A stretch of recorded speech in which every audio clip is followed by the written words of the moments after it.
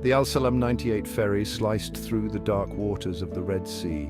It was February 2006. The ship was a lifeline between Saudi Arabia and Egypt, carrying dreams and hopes. On board were over 1,400 souls, a tapestry of lives woven together for this journey. Families returning from pilgrimages, laborers seeking better lives, their faces etched with anticipation. They yearned for the familiar shores of Egypt. Little did they know fate had a cruel twist in store. The air was thick with the scent of the sea and the murmur of conversations. Children laughed, their tiny hands clutching their parents. The elderly sat reminiscing, their weathered faces reflecting a lifetime of stories. Among them were young men, their eyes gleaming with ambition, ready to embrace the future. The promise of home hung in the air, a beacon of warmth and comfort. The sun dipped below the horizon, painting the sky in hues of orange and purple. As darkness descended, the stars emerged, twinkling like celestial diamonds scattered across a velvet cloth. The gentle rocking of the ferry lulled some to sleep while others gathered on the deck, sharing stories and laughter. The aroma of strong, sweet tea wafted through the air, a comforting reminder of home. For a brief moment, all seemed right with the world, but beneath the surface of tranquility, a sinister secret lurked. As the night deepened, a subtle shift occurred. The gentle rocking of the ferry became more pronounced. A faint tremor ran through the vessel, barely noticeable amidst the rhythm of the waves.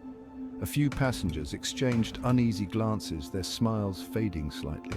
The carefree atmosphere began to dissipate, replaced by an undercurrent of apprehension. On the lower car deck, where vehicles were crammed tightly together, a thin wisp of smoke snaked its way through the air. It went unnoticed at first, masked by the smell of diesel and the salty tang of the sea.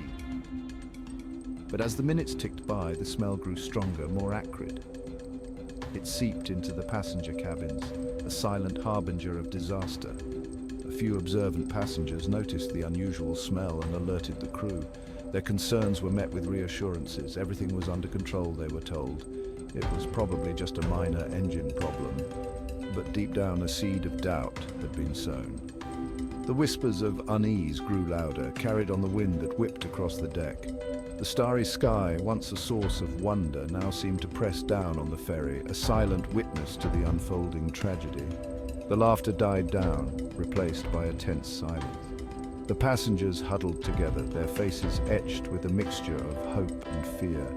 The once familiar rhythm of the waves now sounded like a relentless drumbeat, counting down to an unknown fate.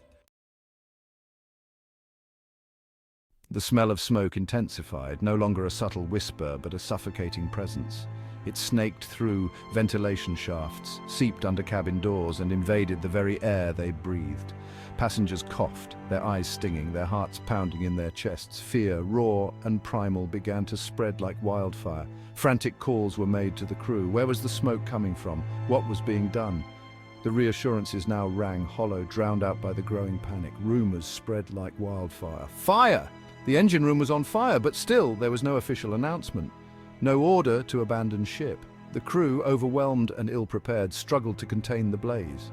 Fire suppression systems malfunctioned. Communication broke down. Precious minutes were lost in a maelstrom of confusion and indecision.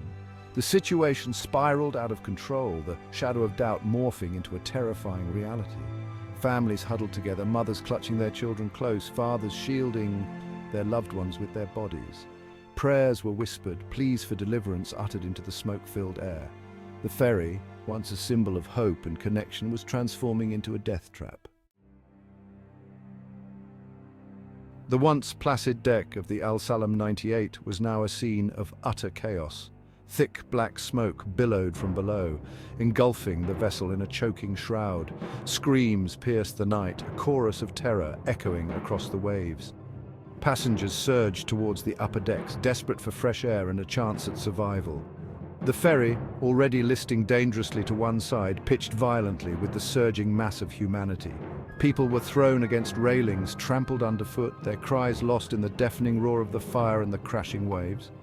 Families were separated in the chaotic scramble, their desperate pleas for one another swallowed by the pandemonium. Life jackets, in short supply and poorly maintained, became prized possessions, fought over with a ferocity born of desperation. The weak and the elderly were pushed aside, their pleas for help ignored in the scramble for survival. The veneer of civilization was stripped away, revealing the raw instinct to survive at any cost. As the flames climbed higher, licking at the night sky, the ferry began to sink lower in the water. The once distant horizon now loomed large, a watery grave yawning open to claim them all. The air was thick with the stench of smoke, fear, and the bitter tang of despair.